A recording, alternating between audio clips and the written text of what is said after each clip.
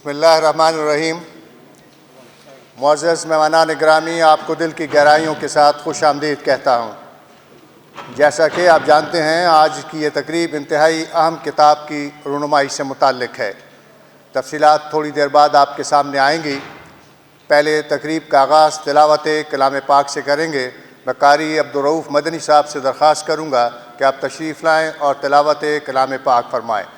अऊज़ु बिल्लाहि मिनश शैतानिर रजीम।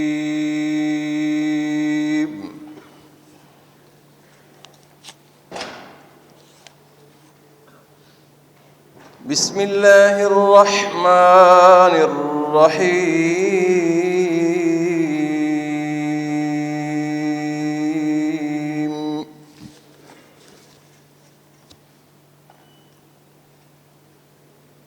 युअतिल हिकमत मन यशाअ व मन युअतल हिकमह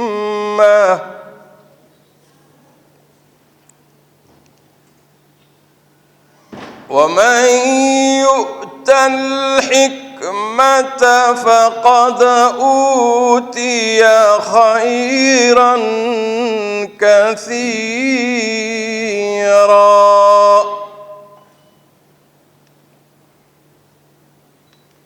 वमा यज़्ज़क्करु इल्ला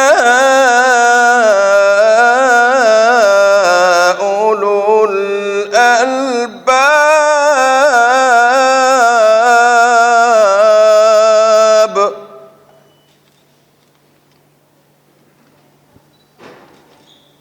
युअतिल हिकमत मन यशाअ व मन युअतल हिकमत फ़क़द ऊतिय खैरन कसीरा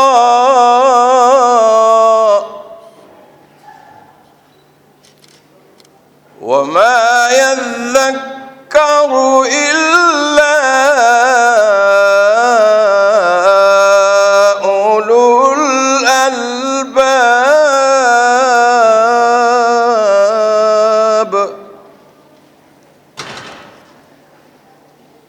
युअतिल हिकमत मन यशाअ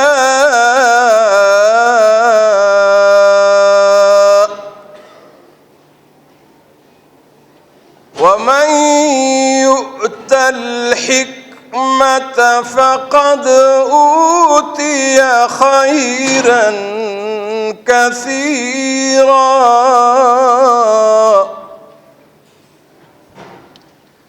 वमा यज़्ज़क्करु इल्ला उलुल अल्बाब।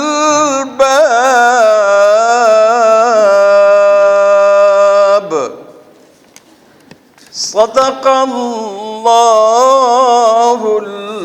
अज़ीम।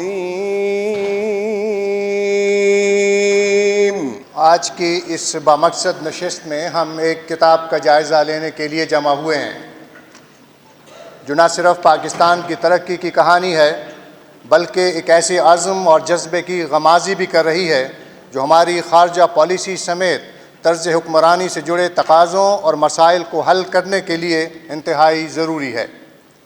हम जिस किताब पर बात करने जा रहे हैं उसका उन्वान है रिंग साइड, और उसका उर्दू तर्जुमा मैदान अमल के नाम से तालीफ़ किया गया है। ये किताब जनाब डॉक्टर नसीम अशरफ की तहरीर है, जो हमारे दरमियान आज स्टेज पर मौजूद हैं। एक ऐसा नाम है जो न सिर्फ पाकिस्तान बल्कि जनूब एशिया में इंसानी तरक्की बशमूल अफरादी फलाह बहबूद के लिए काम करने वालों में नुमाया मकाम रखता है। आज की इस तकरीब में सबसे पहले vice chancellor Khyber medical university doctor Ziaul हक मेहमानों को खुश आमदीद कहेंगे, जो हमारे साथ यहाँ मौजूद हैं। जिसके बाद इस सूबे की नामवर और काबिल फ़ख्र शख्सियत साबिक़ चीफ सेक्रेटरी जनाब शकील दुरानी किताब पर अपना तबसरा आपके सामने रखेंगे, और फिर हम किताब के मुसन्निफ़ को दावत देंगे جس کے بعد سوال و جواب کا سیشن بھی ہوگا، اور اگر آپ مصنف سے کوئی سوال کرنا چاہیں تو وہ جواب دینے کے لیے بھی آپ کے سامنے موجود ہوں گے۔ ہمارے لیے یہ انتہائی باعث اعزاز ہے کہ آج کی اس تقریب کا انعقاد یونیورسٹی میں ہو رہا ہے، اور وہ ہے خیبر میڈیکل یونیورسٹی، اور اس لیے اس تقریب کی اہمیت اور بڑھ جاتی ہے کہ ڈاکٹر نسیم اشرف بھی اسی کالج، اسی یونیورسٹی سے انہوں نے تعلیم حاصل کی اور MBBS کی ڈگری حاصل کی۔ تو میں سمجھتا ہوں کہ آپ سب لوگوں کے لیے بھی بہت بڑے اعزاز کی بات ہے کہ پاکستان کے قابل فخر سپوت آپ کے سامنے موجود ہے۔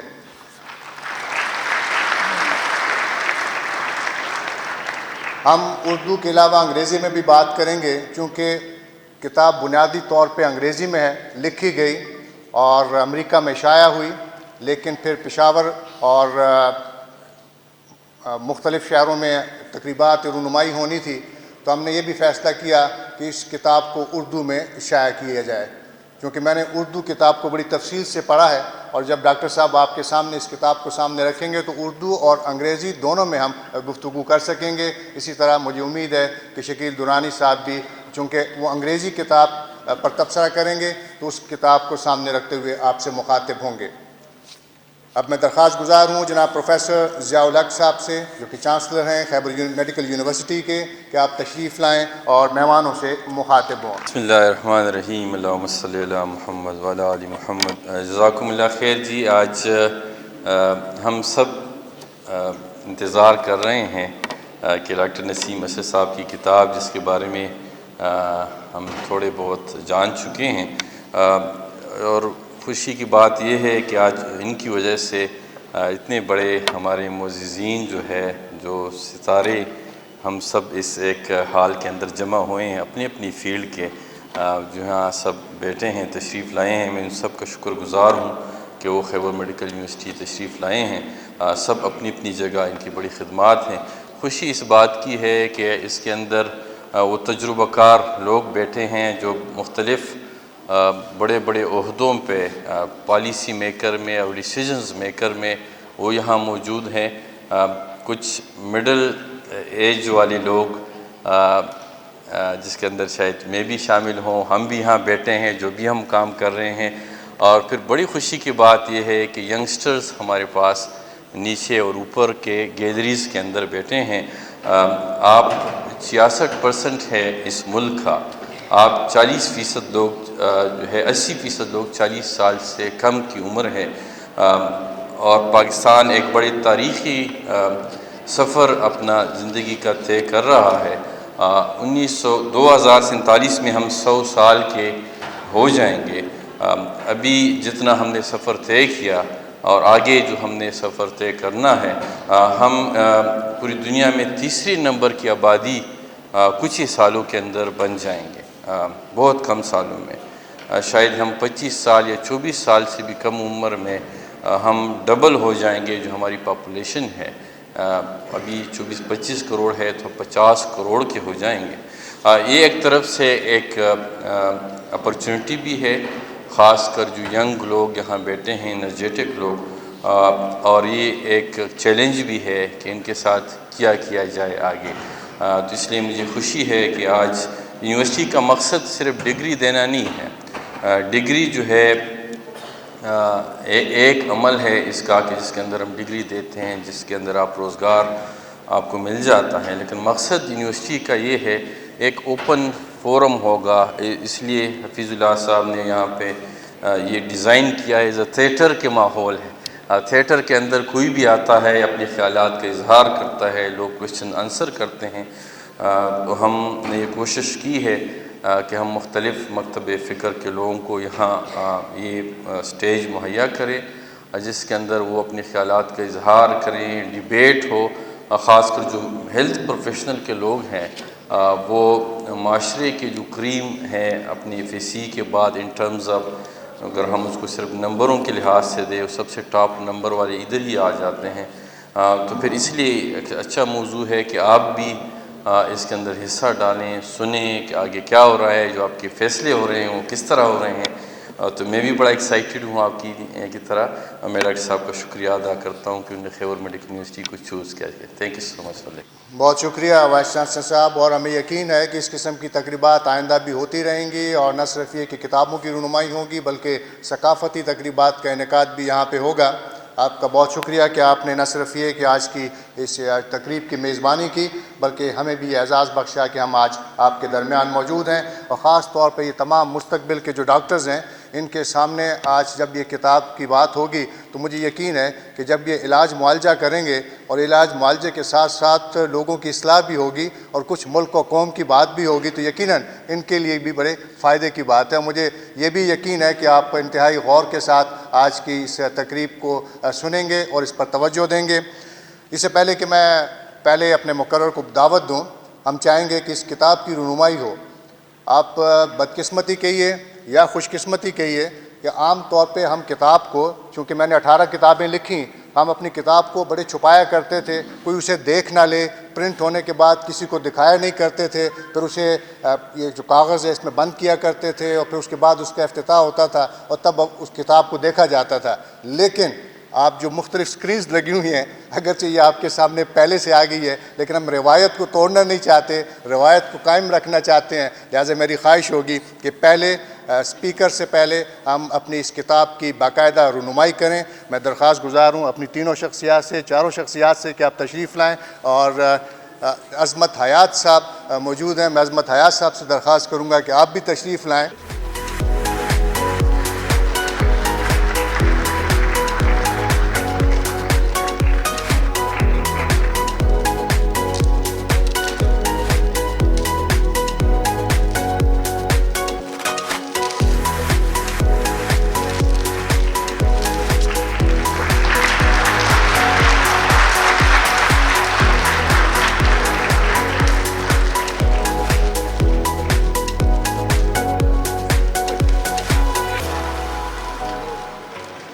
اور اب میں درخواست گزار ہوں ایک ایسی شخصیت سے جو کتاب پر اظہار خیال کریں گے. بلا شبہ جیسا کہ میں نے پہلے کہا کہ آپ خیبر پختونخوا کے لیے سرمایہ افتخار ہیں. آپ نے 1971 میں سول سروس جوائن کی. آپ چیف سیکرٹری آزاد کشمیر، گلگت بلتستان اور خیبر پختونخوا رہے. وفاقی سیکرٹری کے عہدے پر فائز رہے.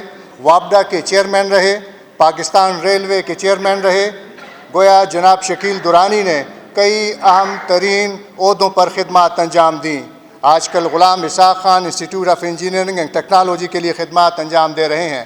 میں درخواست گزار ہوں جناب شکیل درانی صاحب سے کہ آپ تشریف لائیں اور اس کتاب کے حوالے سے اظہار خیال فرمائیں. I have known Dr.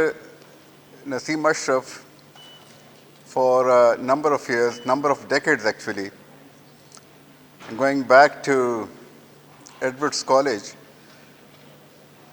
And interestingly, his father and my father were great friends as well.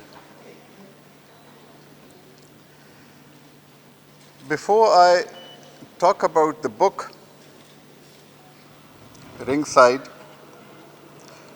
I just want to share with you that in certain societies, in certain communities of the world, and among certain faiths, it's obligatory that apart from the main profession that you adopt a side profession, a secondary profession. For example, if you're a doctor, you might also be a horticulturist or an agriculturist or do some trade. And if you are a carpenter, you might do something similar, so that there's always, you find employment, you find sustainability. In the case of Dr. Nasim Ashraf, I find that he has the primary profession of being a doctor, but he doesn't have one or not even two side professions. He has more than half a dozen. And this is a great testament to his commitment, that he is equally devoted to lots of other professions beside being a doctor. You know, he was a founding father of APNA, Association of Physicians of North America, and started doing some very useful philanthropic work and some charity work in Pakistan, which not too many people do. And then he's been a lobbyist for Pakistan's causes over the years, for a long time now. After that, and in addition to this, he's been a leading light of human resource development program in Pakistan, literacy, primary health, issues relating to infant mortality and mother's mortality. And then he's been a sports enthusiast, himself a great tennis player and a sports person, but also a sports enthusiast institutionally. And he's also been a great shikari, a hunter. So he incorporates 5 or 6 side professions besides his primary profession. Now, the book, and I read the English version of it, is very interesting. He refers to a large number of subjects, and I'm only going to talk about 2 of those today in view of the time constraints. I'm going to talk about his concern of the human resource development in Pakistan, health, education, population welfare.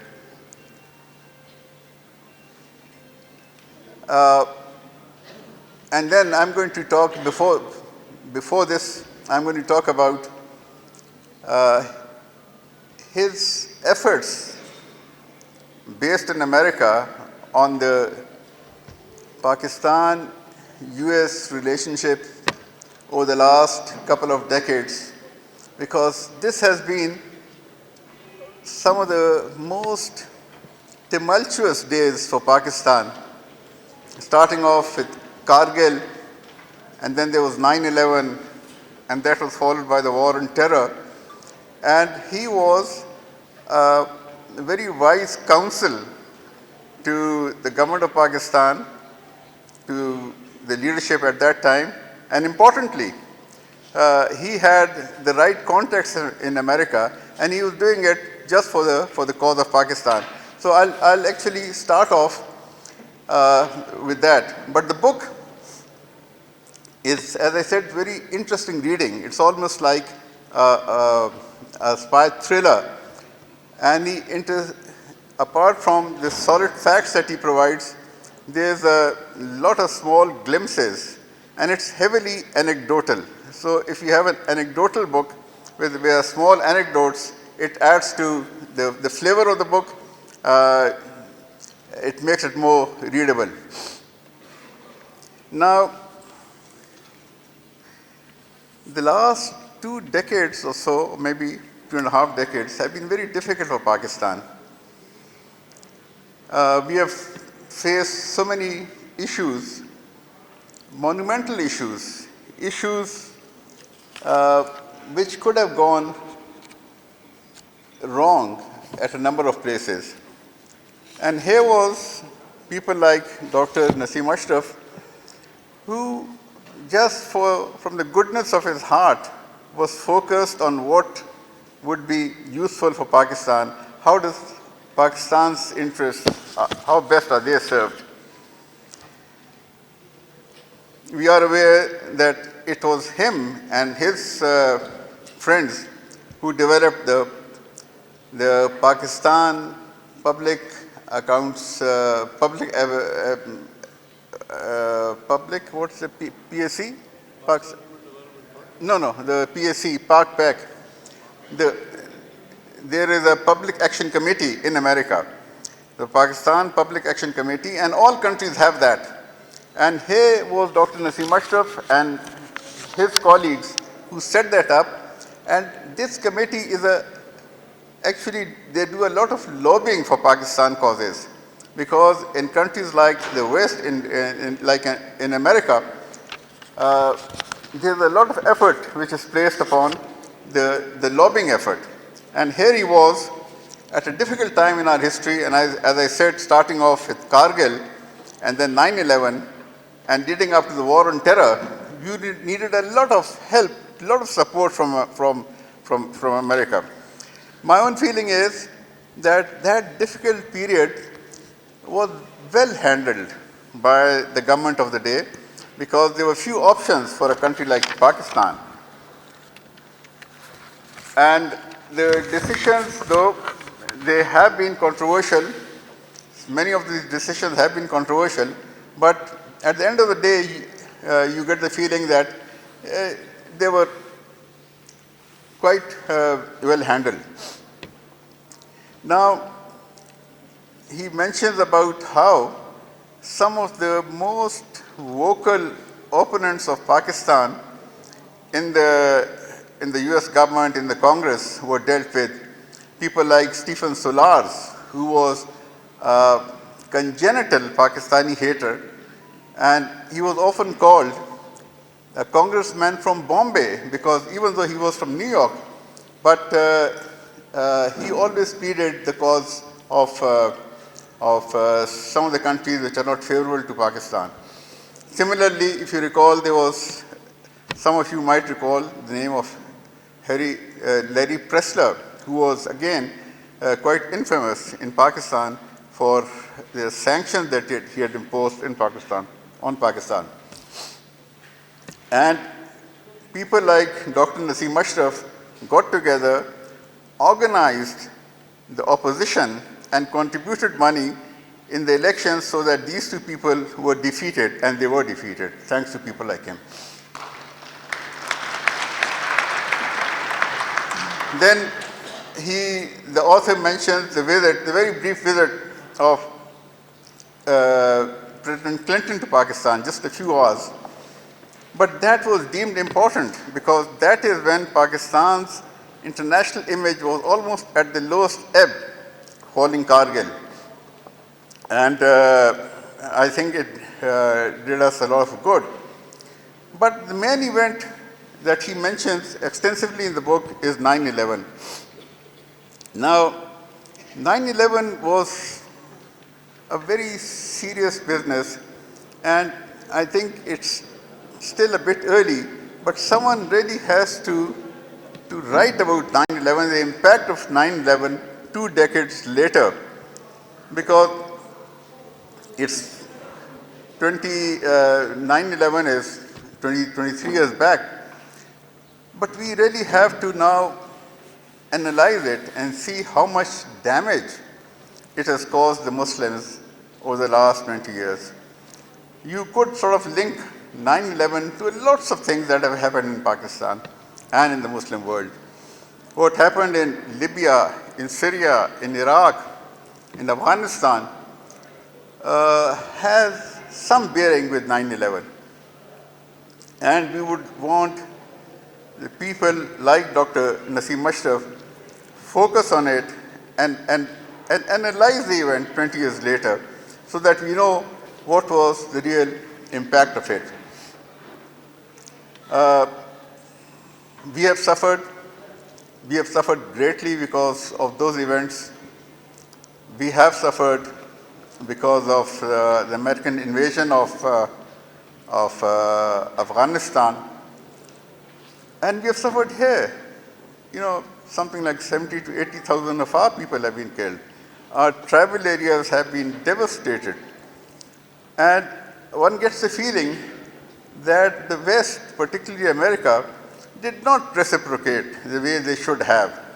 And actually, as soon as their immediate objectives were achieved, as for instance when the Russians quit Afghanistan, the Americans just turned a blind eye towards us. So,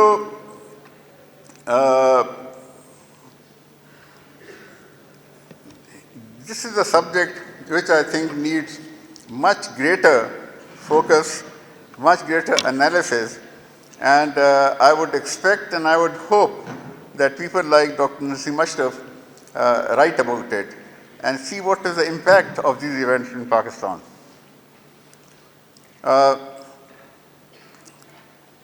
The author has mentioned a number of events in Pakistan related to 9/11. He has, directly or indirectly, he has mentioned Raymond Davis, remember, the American who killed 2 of our people in Lahore, and then he was let off. Unfortunately, Pakistan should have taken him to task, and we did not. We also remember the American raid on Salala in Mohan Agency, where 24 of our soldiers were killed. Then there was the attack on Damadora in Bajaur, which killed a large number of people. There was the Aptabad. And I would have been happier had the author described these events in some greater detail. They are mentioned, but rather briefly. So I hope that when another edition of this book is written, these events are provided some greater focus, some greater details on why and how of these events. We need to know why Hussain Haqqani wrote that infamous letter. We need to know these things, and we need to know them from the ringside, from the pen of Dr.Nasim Ashraf, because he was there. And I would hope that he sheds greater light on these events. There are some very interesting anecdotes throughout, interspersed in the book, and one of them relates to the chief of the Central Intelligence Agencies. Imagine the chief, George Tenet, the chief of the biggest, one of the most powerful agencies in the world. And when he was describing immediately after 9/11, in front of one of our Pakistani senior officials, they were discussing it, and he broke down in tears. He started sobbing. Then there's this small piece about President Bush's puppy, the dog, small dog that he had. So these were events which add a lot of color and bring the smile to your face, all these small events. And I'm glad he has mentioned these things. But on Pakistan's Afghanistan policy, both following the Russian invasion and then more recently when the Americans had invaded and bombed Afghanistan, I would hope that more light is shed on this for the future generations. And now, 2 decades after these events, we have a better understanding of what happened or what should have happened. And I think we got a rough deal. Pakistan got a rough deal. Okay, there was this 7.5 billion in the United States assistance to Pakistan, the Kerry Lugar. But the damage caused to Pakistan has been infinitely much higher. And that just goes to show that internationally, in international relations, what every country is interested in is their own immediate benefits. And that's very true of the Americans more than others. So that is as far as the events relating to Kargil 9/11 immediately and the events immediately following after 9/11, from which we have still not recovered. There are lots of problems, and the objective people like Dr. Nasim Ashraf and others, and especially academics like so many over here, would need to focus on these things so that in the times to come, we are quite aware of what went wrong with us. The other item I'd like to talk about is something which is very close to the heart of Dr. Nasim Ashraf and should be close to the hearts of all of us. And that relates to his efforts in developing the National Commission for Human Development, human resource development. And Pakistan, of course, as you are aware, is very, very weak as far as this is concerned.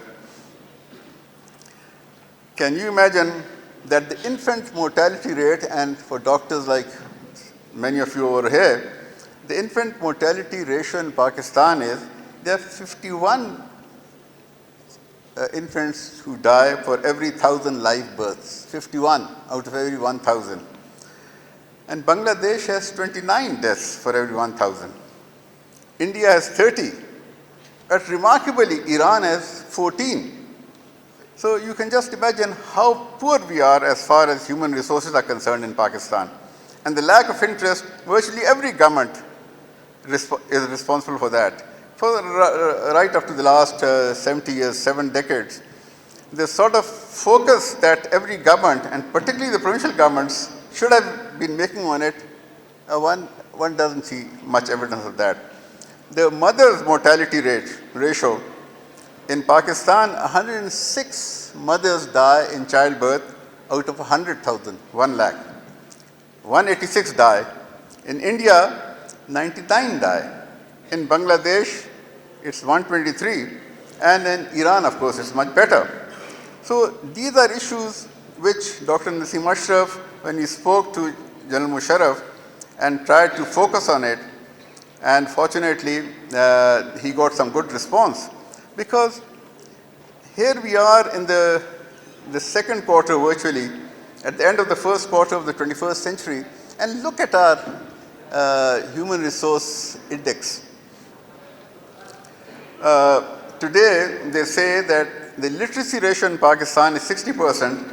If a correct measure of literacy was defined, I think it will be half that much, because students in class 5 cannot perform or cannot answer questions relating to sums, which is numeracy, and literacy of class 2. So class 5 students are unable to answer the questions relating to class 2. That is how poor we are. And this is one area where Dr. Nasim Ashraf and his team focused on. And as the book states, that within 6 years, the literacy ratio rose from 47% to 58%, which is quite an achievement. And moreover, they say that had this pace been retained by 2015, which is 10 years back, it would have been raised to 78%. Now, this is one of the saddest parts of our 75 years of Pakistan, that the focus of the governments, which should have been on human resources, is not there. Do many of you know that half the girls in Pakistan are not going to primary school? Actually, I think 51% are not going to school. In the Punjab, slightly more than 50%, 53% in fact, do go to schools. But here in the KP, then in Balochistan and Sindh, between 60 to 65% of the girls, in Balochistan it's even higher, they don't go to school, and no one is pushed about it. No one is bothered. They do announce education emergencies, but nothing really happens. So this was one area where Dr. Nasim Ashraf placed a lot of focus, and but unfortunately, because this program was not made part of the government's structural setup, the moment there was a change of government, the new government did not give it the attention it should have provided. Now, more recently, the current Prime Minister has announced an education emergency, and I'm a member of that team. And it transpires that there are 26 million out-of-school children in Pakistan. 26 million is 2 crore 60 lakh. But how can Pakistan even survive in this age and time with such large number of people out of school? Punjab has 12 million people, children out of school between the ages of 5 and 16, and here KP also 4 million. Now this would never do, and we really need to develop that consciousness and that lobby for literacy. I remember speaking to a former federal secretary who was also deputy chairman of the planning commission, and he was the chief secretary and, like me, a federal secretary. But all of us have really failed the people of Pakistan. And I asked him why the literacy ratio was so low in Pakistan, and his rather inappropriate remark was that it's low because it has no lobby. There's no lobby for primary education. So quite obviously there's no lobby. It's people like him and people like me and the people who are in the government, in the provinces and the center, they should be the lobby for the children. But that unfortunately is not the case.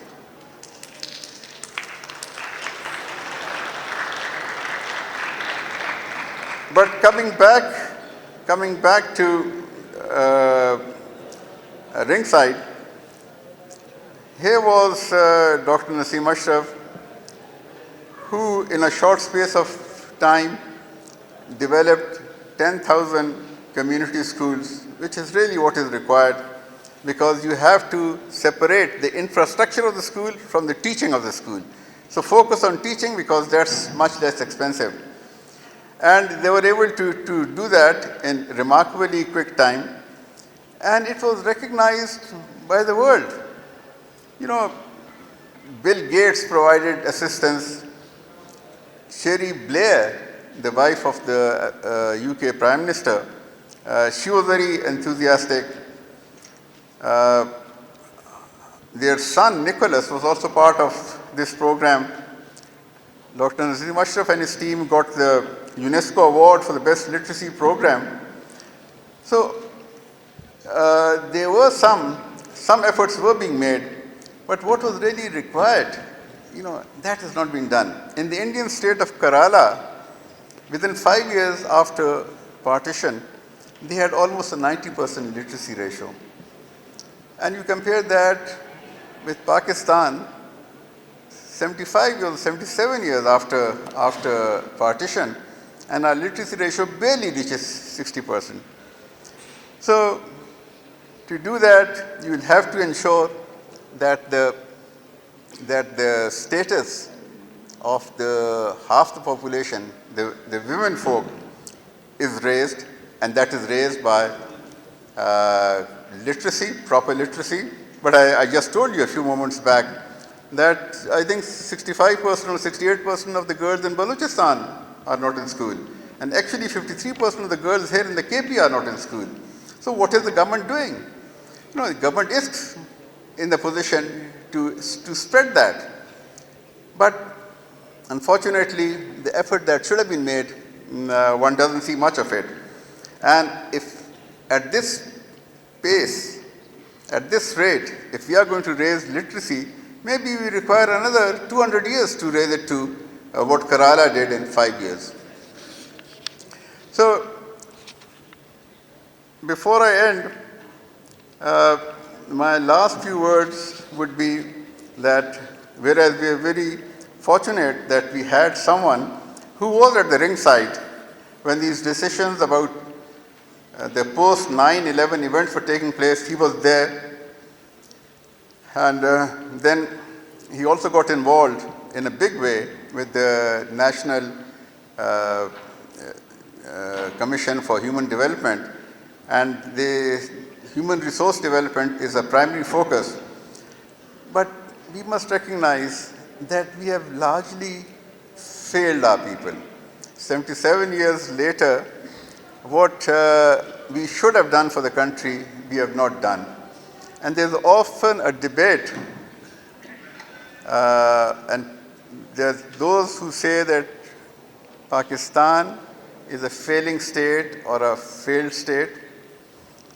The opinions might differ, but for students, like all the students over here, what are the passing marks in an examination? 40%.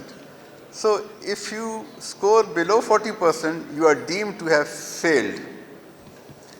And my impression is, my feeling is, after 50 years in the government, that the government of Pakistan, the federal government and the provincial governments, they operate at an efficiency level of maybe 15 to 20%. So as far as failure is concerned, in these key areas, Pakistan certainly has not done well. It has failed. And if even now, if they decide, those in power decide to focus on these things should be done quite quickly. As I said, that the Prime Minister has established a program for primary education, and a working paper which has been submitted to him mentions that these 26 million out-of-school children could be put in community schools within 3 to 5 years and at a cost of not more than 10 billion rupees a year, which is a pittance. So I think Dr. Nasim Ashraf has provided the foundations. He has put his heart into it, but a lot more is required. And I hope and pray that in the time ahead, what has still not been achieved would be achieved, and with the support of people like him, I'm quite sure things will improve. But the onus, the primary onus is on the leadership, the political leadership. Of course, they have to galvanize the bureaucracy, the education department, the health department, all these other departments into at the desired level. Because as it's often said, a country which could split the atom within a decade of the decision made that the atom has to be split, and they did it. And that is a lot more difficult than providing education to our children. And here, I'm constrained to point out that the governments, all governments, have done very poorly. Thank you very much. Shakeel Durrani साहब ने बड़ा पुरमगज़ तबसरा किया, गुफ्तगू की, और इस किताब के पैराए में जो मुल्की हालात हैं और जो सूरत हाल है उस पर भी अपने ख्यालात आपके सामने रखे। मैं ज़्यादा तवील तारुफ अब नहीं कराऊँगा डॉक्टर नसीम अशरफ का, लेकिन आप जानते हैं डॉक्टर नसीम अशरफ ना सिर्फ ये कि NCHD जो कि हमारा कमीशन था इंसानी तरक्की के लिए, उसके सरबराह रहे, और ख़ास तौर पर पाकिस्तान जो क्रिकेट से शौक़ रखते हैं, पाकिस्तान क्रिकेट बोर्ड के आप चेयरमैन भी रहे हैं, और जो किताब में एक चैप्टर है क्रिकेट के हवाले से वो भी इंतहाई अहमियत का हामिल है। मैं बिला ताख़ीर दावत दूँगा मोहतरम जनाब डॉक्टर नसीम अशरफ साहब से कि तशरीफ़ लाएँ और आपसे मुखातिब हों। बिस्मिल्लाहिर्रहमानिर्रहीम, अस्सलाम वालेकुम। सबसे पहले तो I am very grateful, very thankful to all of you. Particularly like to thank our Vice Chancellor, our host, Professor Ziaul Haq, and of course the most generous and undeserving comments and introduction by my colleague and dear friend Shakil. Everybody knows Mr. Shakil Durrani. He is an enlightened intellectual and a civil servant who has delivered wherever he has been more than actually that anybody could have anticipated. And there are some remarkable achievements, but one of which you may not know was that he is the creator of the program that restored the Markhor in the northern areas. This was his specialty, and he started this in 1992. Today it is cited as a success in the world of environment and wildlife. I'd like to again thank the Vice Chancellor and my friend Amjad Aziz, who actually was very instrumental not only in the translation into Urdu, but also in me writing this book, besides Dr. Amjad Hussain, Sayyid Amjad Hussain, my mentor, the Baba-e Peshawar, if I may use that word, which he rightfully has earned. देखिए, मैं ना तो academic हूँ, ना मैं diplomat हूँ. So उसका फ़ायदा ये है कि I can say what I want to say.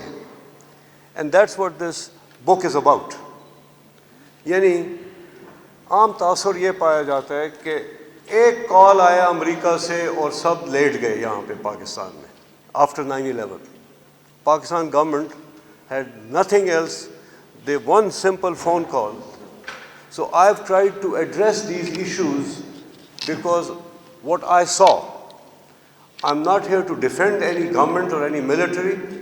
I'm only here to share what I saw and let everybody make their judgment whether that was the right thing or the wrong thing. I learned something from a third-year medical student when I was doing my training in Detroit in 1974. This young man asked me a medical question, and I gave him an answer, and he said, no. I said, nahi, you should look it up. It's written on such and such page in our textbook of medicine, Harrison, that is the one we follow. So he just looked at me like this, and that lesson has stuck with me for the rest of my life. He looked at me and he said, what makes you think the book is right? We are here to prove that the book is wrong. Only then we can learn. ये हमारा ज़हन जो है यहाँ पे इससे हम दूर रहते, कासिर हैं. We think that a spoken word is the word of God. We cannot question it. We cannot question our parents. We cannot question anything. We cannot question society.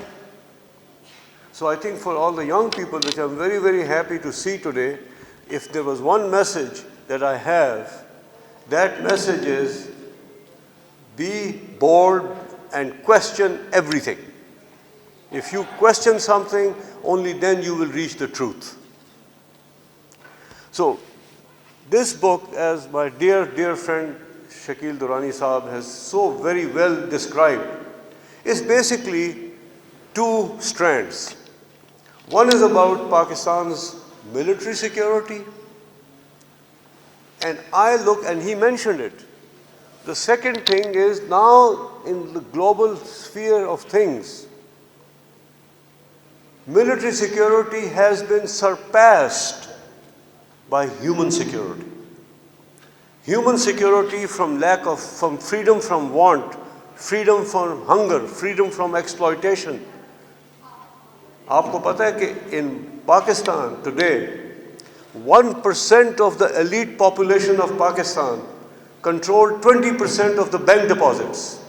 1% of the population of Pakistan controls and owns 16% of the cultivable land of Pakistan. Mahbub al-Haq ने 1960s में कहा था 18 families या 20 families, maybe now there are 200 families, but the story is still the same. And I think that's where we need to see. Everybody has to have the same opportunity. This is what I never knew General Pervez Musharraf. I never met the man in my life until we had this discussion over Pak when he came as a chief guest. And I told him on that meeting, I said, what is your vision? This was 3 months after he had taken power. I said, what is your vision? What do you want to do, see Pakistan?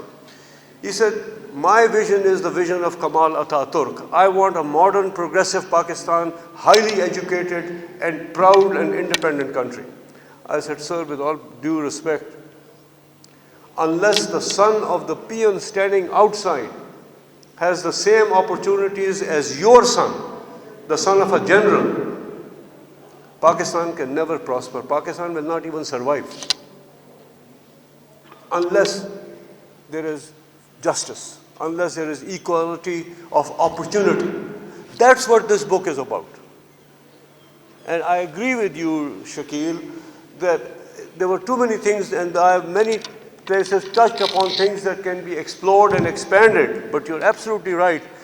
There are things behind the scenes that we can go into. So I will today, in the next few minutes, and you can tell me when to stop without any hesitation, but I'll try to be as brief as I can, but still give you the flavor of what things that happened and what is not said in the book, the rest of the story, as they say. So, one was war on terror. I think besides COVID pandemic, the 9/11 attacks changed. This was an life-shattering, earth-moving phenomenon, not only for America, but for the whole world. So let's start with that, and then I'm going to talk a little bit about US-Pakistan relations, but also, if I do forget, do remind me, one of the biggest missed opportunities, unfortunately, during the Musharraf era was peace with India. And I know that that is something that we reflexly just stand back and say, wait a minute, what did you just say?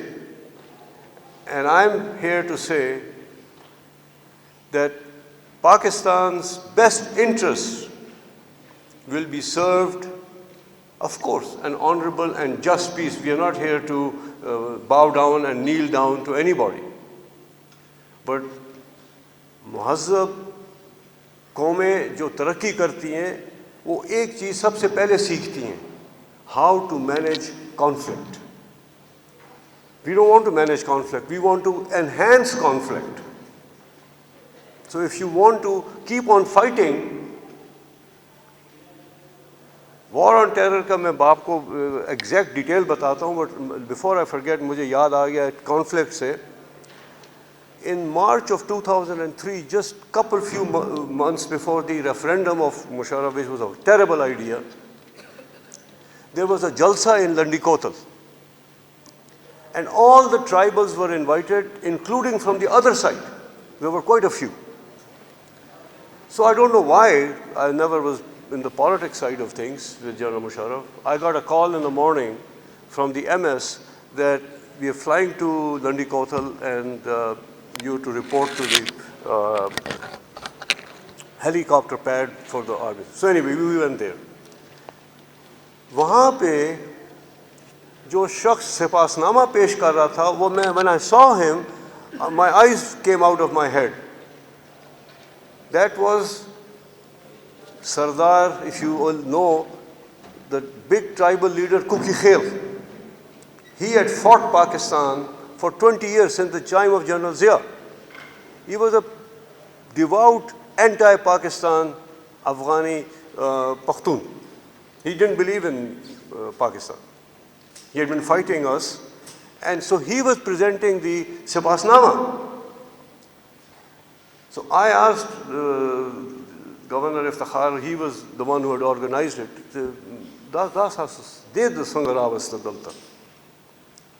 he said, just listen to him. You know what Kuki Khel said? And this is the biggest mistake America made, the biggest mistake.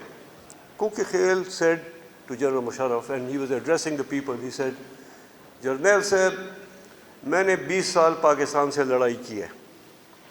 आज मैं खड़ा हूँ इधर, आपको सलाम करता हूँ, आपके पीछे खड़ा हूँ, इसलिए कि मैंने अपनी आंखों से देखा है तोरा बोरा पे जो बमबारी हुई है और जो उनकी नस्लें ख़त्म हो गई हैं. अगर ये फैसला आप ना करते तो आज हमारे साथ भी यही हाल होना था. And this is true. Pakistan would have been literally bombed to the Stone Age had we not sided, and there was no choice about it. I'll give you facts and proof about it. What happened as an aftermath, you can't control. And over there, you didn't have a choice. This would have happened anyway. So how, just remember what Kuki Khel said, that I am here because you saved our generations. Same thing King Abdullah said. He said, America is right now a wounded bear. Don't get in its way. On 9/11, I was in Pakistan because we had started the task force on human development and we were based in Islamabad. I remember 7:15 in the evening, 10:15, the first plane hit. The second, I knew that the world had changed. This is not going to be. So that afternoon, that evening, I received a phone call from a friend of mine. We had contacts, as Shakil said, we were friends. We would always go at the National Security Council, in the White House, on Capitol Hill, always trying to project and portray Pakistan. This friend of mine, she was from New Zealand, but she was very high up in the National Security Council. She called me as a friend and said, Nasim, the mood here is very dark and Pakistan is in the crosshairs. Something will have to be done because you see, हमारे लिए Al-Qaeda एक different चीज़ है, Taliban different चीज़ है. For the American public and also for the American security establishment, everybody was the same. Taliban, Pakistan, Al-Qaeda, they don't care. They were hit. 3,644 lives were lost. So naturally, no matter what, Bush had to show that they were going to respond and dismantle not only Al-Qaeda, but the mistake they made was that they turned all the Pashtuns against America. That was the mistake. Musharraf had a saying which was very true. He said, all Taliban are Pashtun, but all Pashtuns are not Taliban, and don't make them so. That's the mistake America made. So anyway, this lady called and said, things are very bad. There is talk around here. This statement you may have heard that if you're not with us, Pakistan will be bombed to the Stone Age. They denied it later. Of course they denied it, but it was said. I have two proofs that it was said. Officially they denied it. So that evening when I heard the statement, at 7 o'clock, in a couple of hours, I called. I thought the president should know. I'm sure he must have, because General Mahmood, who was the DG ISI, he was in America at the time 9/11 happened. He was actually sitting, this statement that, and the incident that Dr. Shakil narrated about George Tenet crying. This is General Mahmood who told me this. He said, George Tenet broke down like a child and started sobbing and put his head on my shoulder, and Mahmood told him, don't worry, George, we'll get them, don't worry. So, I mean, just shows how anybody can get shook up. This is what 9/11 did. So I left him, I called, and General Musharraf was on a meeting, he couldn't take the call, and his military secretary told me that when he's done, we'll give him your message. 2 o'clock that morning, I was sleeping in Punjab House where I was living, and the phone rang, and it was the Army House, and he said that the General Musharraf wants to talk to you. So he came on the line. So he said, I heard that you had a phone conversation with Washington, so what's happening, what's the mood? I repeated the words, what had happened. And his response was, he said, these are very harsh words. And I said, yes, sir, I think that's why you should know. I thought you should know that. He said, no, we had a meeting. We discussed all the pros and cons. And if you read his book, there's a full discussion and analysis. Pakistan's main thing was to protect its nuclear assets, that there should be no harm to our main other strategic interests in Kashmir, and Pakistan's sovereignty should not be compromised. These were the three things on the basis of which the decision was made. Now, let me just read to you why this was so critical. And next week, it just so happened, this was 9/11. On 9/13, Wendy Chamberlain, the ambassador to Islamabad, presented 7 demands that I have read. That's the only thing I will read for you. I won't, because I want to be accurate. And then we knew each other. She informed me that on 9/18, the President of the United States, George Bush 43rd, had invited 11 Muslim Americans to the White House for discussion on 9/11 and what to do. And my name was there in the 11 that were invited, The rest were all Muslim Americans, all of them Arab Americans, and there was one Pakistani American, and there was one other Pakistani American as well, who was from Texas. So the demands that America had were presented on 9/13. Without going into too much detail, let me just share with you what those demands were. Because there's a lot of confusion that Pakistan ne ye de diya, Pakistan ne wo de diya, ye ho gaya, wo ho gaya. Here are the facts. And here's what we did, and here's what we did not do. And then I will just also read 3 lines from the resolution that Congress passed within 1 week of 9/11 on 9/18, a blanket authorization to the President of the United States that without any further permission from Congress, he could launch a war, he could attack not just Taliban and Al-Qaeda, but the words here used were specifically for Pakistan, that any country that had provided aid or support or security or anything, and we'll read that. But let me just read to you very quickly, if you permit me, the 7 demands that the United States made of Pakistan after 9/11.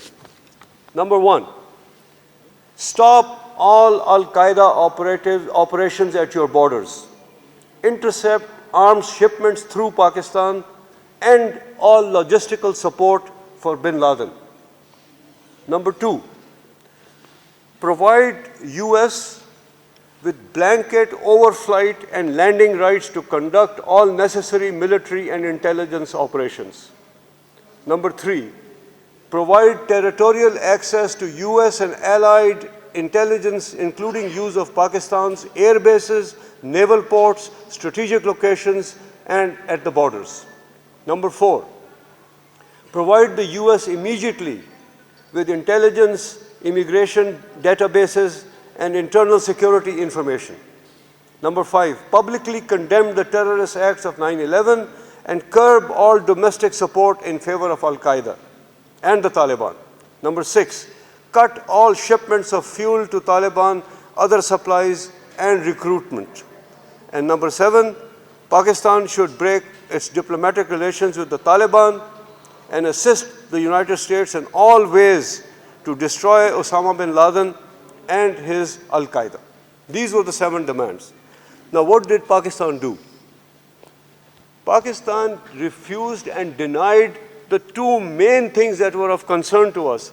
Blanket overflight, the number 2 demand, provide US with blanket overflight and landing rights to conduct all necessary military operations, and provide territorial access to US and allied intelligence, and provide all air bases, naval ports, etc. Pakistan said no. No blanket overflight, no territorial access, no bases. We gave them 2 bases for recovery of aircraft. One was Shamsi and one was Jacobabad.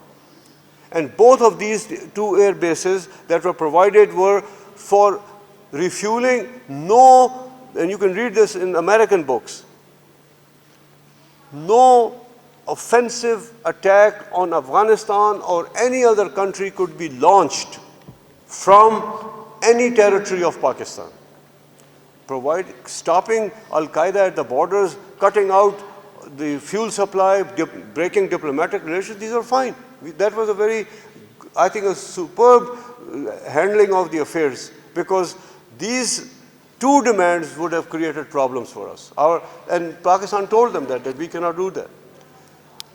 On 9/18, 1 week after 9/11, this meeting was held in the White House where 11 Muslim Americans, we were asked to meet George Bush, who came in, and it's just so happened, I think because of some probably friends, that they gave my seat directly opposite his seat. So he was across the table. And he said something which at that time nobody knew. Later now we know that. The first thing he said when he sat down was, we have been attacked. This is not going to stop with Afghanistan. We are going to finish the job, and the words came out of his mouth which he probably didn't want to. We are going to finish the job in Iraq. This was 1 week after 9/11. So this whole story about Iraq that was later concocted, and for them to say in the United Nations Security Council that Iraq had weapons of mass destruction, this is baloney. The decision to attack Iraq was made because the neocon junta of George Bush had already decided that they were going to redraw the map of the Middle East. And that is exactly what General Musharraf also told Yasser Arafat. He said, look, you should take what has been offered to you like our founder Quaid-e-Azam took. We got a truncated Pakistan. We did not get the Pakistan that was our right. The border of Firozpur and Gurdaspur was given wrongly. But we took, because now we have a country, and now we can fight and we can argue. But if you don't have a country, you're nothing. That was the single biggest mistake Yasser Arafat made. So on 9/18, this thing happened with George Bush that we knew, and this information I communicated, of course, that this is very serious. As you know, October 7th, American bombing started in Afghanistan. Kabul fell on 1st of November. Kandahar fell on the 26th of November. And Mullah Omar ran away on a Honda motorcycle. That's what President, the Ubi of Japan asked General Musharraf, where is Mullah Omar? He said, the last I saw him, we heard he was going away on a Honda motorcycle. So that was a pun that probably the Japanese Prime Minister did not quite enjoy or did not like. Next, fast forward on this very quickly. So the United States presented these 7 demands. 5 were accepted, 2 were denied. The 2 major ones which would have impeached Pakistan's border and sovereignty. Later, I think where America went wrong, we'll come to that in just a little bit. But let me just say 2 things about US-Pakistan relations in general. Problem जो है ना जी वो मेरे ख्याल में वो ये है कि दोनों तरफ से there are unrealistic expectations. We think that forever and ever हमने U2 की फ्लाइट दी उनको, हम सीटो सेंटो के मेंबर थे, इसलिए अमेरिका जो है वो हमारा बरखुरदार है, वो हम जो कहेंगे वो उनका हमारा हक बनता है वो हमें दें. I think this is a very unrealistic. कोई country किसी के लिए ऐसे नहीं करता. And their expectations totally wrong. Their demands totally devoid of understanding the red line for Pakistan. For Pakistan, the red line is Afghanistan. We cannot allow an unfriendly government because that's simply a two-front scenario that Pakistan cannot just fight. America refused to. They kept saying, Pakistan is supporting the Haqqani network. Pakistan is giving safe succor and security to the Taliban. That's why we lost in Afghanistan. They did not lose in Afghanistan because of the sanctuaries in Quetta. They lost in Afghanistan because I'll give you the things, and these what I'm going to share with you are directly from the CIA station chief, Bob Grenier, who was a good friend. He was in Islamabad, and from there he became the director for the Center for Counter-Terrorism at Langley, at the headquarters of and he totally blames America for what happened in Afghanistan. He said, we just completely lost it. We went and we started doing things and turned all the Taliban around. You know, so when Kabul fell, everybody and what happened in Afghanistan? Afghanistan was handed on a platter to the Northern Alliance. They subcontracted, outsourced. Why did Osama bin Laden leave Tora Bora. 18 of the caves, 18 of his other people were arrested the next day. They were captured the next day. He was allowed to slip out on a horse. Why? Money. Huge amounts of money. They know now, America knows now, and they say that. So Bob Grenier has written something which is very honest, and I would urge anybody who's interested in Afghanistan, Pakistan, to read this book. It's called 88 Days to Kandahar. It's a masterpiece, a very true, brave, honest depiction of of American mistakes in Afghanistan. So, when President Musharraf met George Bush, this is very interesting because I'm giving you examples to talk about policy, how policy was conducted, but what was the mindset of the people? What were the two decision makers thinking, and how they were reacting, and how policy was made. 10th of November 2001, the UN General Assembly session was postponed because of 9/11, and it was held a month later. So on the sidelines of that, we met, the Pakistani delegation met President George Bush at the Waldorf Astoria in New York, on the sidelines of the UN General Assembly.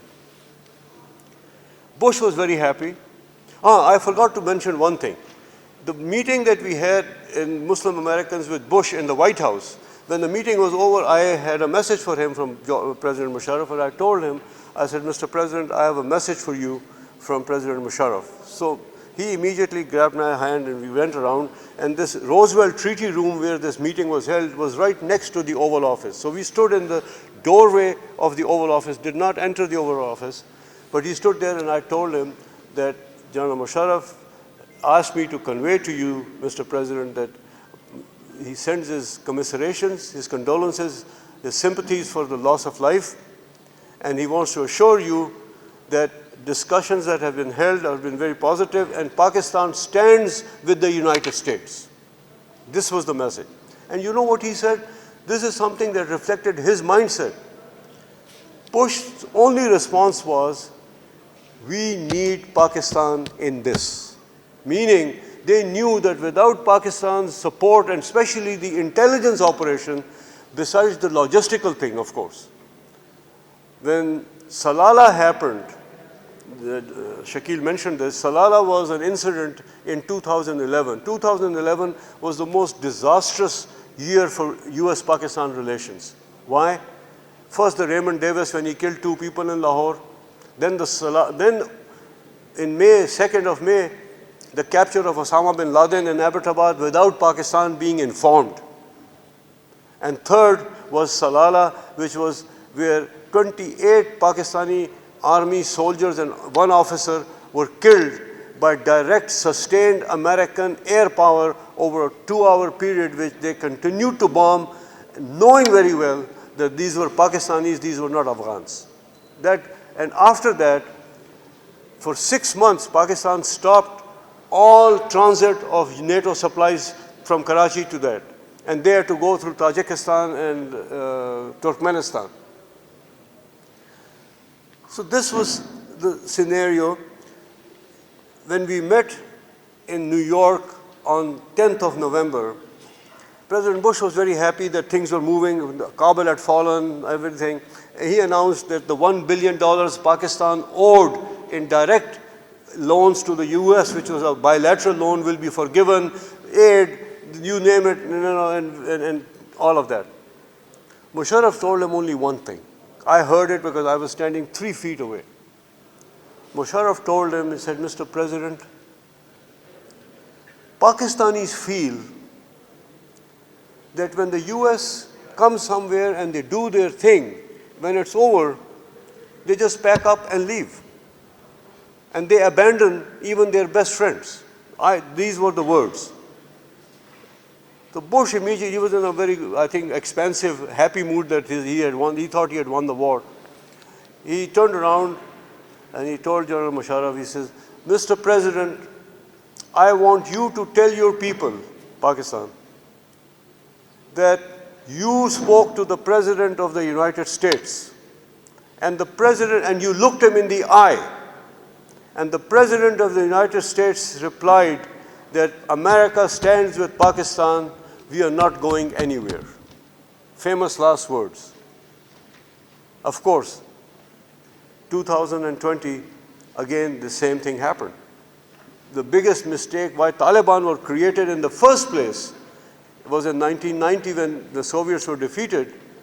40,000 battle-hardened mujahideen became the warlords in Afghanistan. And nothing was done. Everybody's vision and America's focus, which happens to super hyperpowers, their focus shifted to East Germany. That's what America was doing at that time. So these are, I don't want to go into more details. I think these are things that are covered in the but I wanted to expand a little since Shakil asked. I thought this would be important. US-Pakistan relations in general are a tale of unexpected and unrealistic expectations, and no matter how we paraphrase the author of that book, but there's an excellent book called Magnificent Delusions. And Magnificent Delusions chronicles Pakistan-American relations from the time of independence to now. So I think that is something that you might enjoy reading also, because where did Pakistan's people turn and become anti-American? Because when we were growing up, I'm sure all of us, most of us of my age, when we were growing up, the United States had a very favorable impression amongst Pakistan. People loved America before '65. The Harlem Globetrotters used to come here, and jazz musicians used to come here, and there was no security.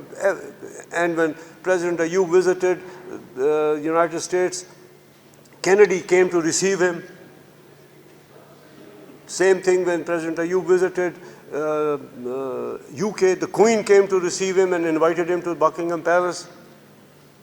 What changed? What happened with our relations with the West? I think this is very, very important. I've tried to address some of it. One thing I think that happened, besides the unrealistic expectations, after '65, I think everybody in Pakistan felt that the Americans had ditched us, they had betrayed us. They did not give us support.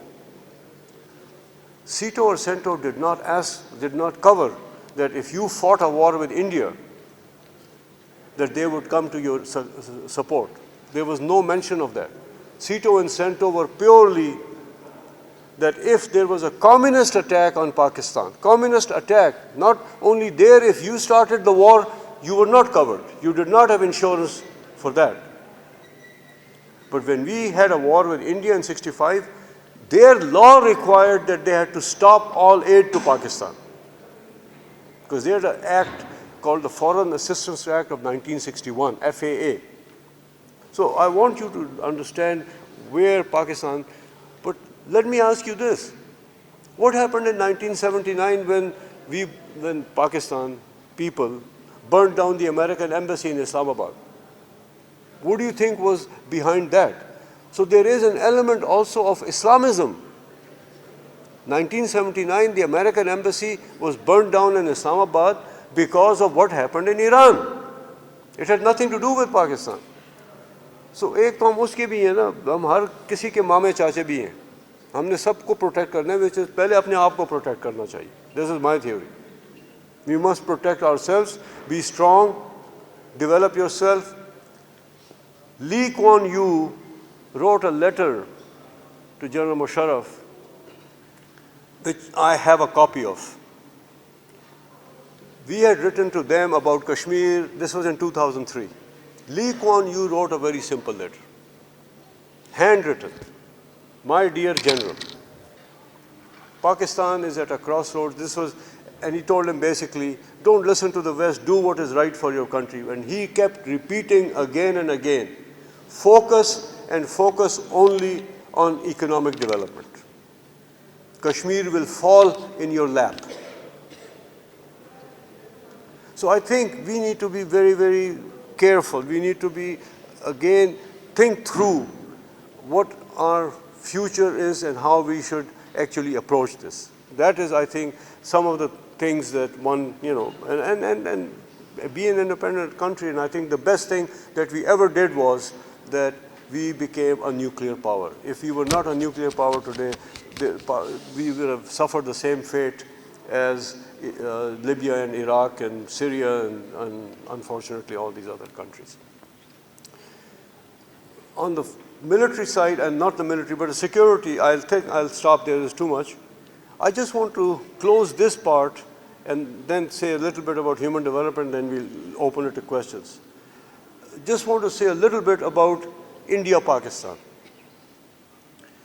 We came this close to having a full peace deal with India based upon a honorable and satisfactory resolution of Kashmir. And this was called the Musharraf 4-point formula. There were 4 points in it that India had accepted. And I'll share with you what are the 4 points. Why India accepted? India ने ये कहा था कि आप कोई solution बना लें, हमें acceptable है, except one thing. You cannot change the map of the world. मतलब आप ये ना कहें कि ये map इधर से पाकिस्तान की territory हो गई या इंडिया की नहीं रही. But here are the 4 points that would have overcome that. The first point was that the line of control would become irrelevant. The Kashmiri people on both sides could move, trade, everything, so it became like a semi-autonomous province. Biggest thing, I mean, क्योंकि वो तो कभी कश्मीरी उसको मानते ही नहीं है, वो तो कहते हैं this is part of our country. So the first was the line of control would become irrelevant.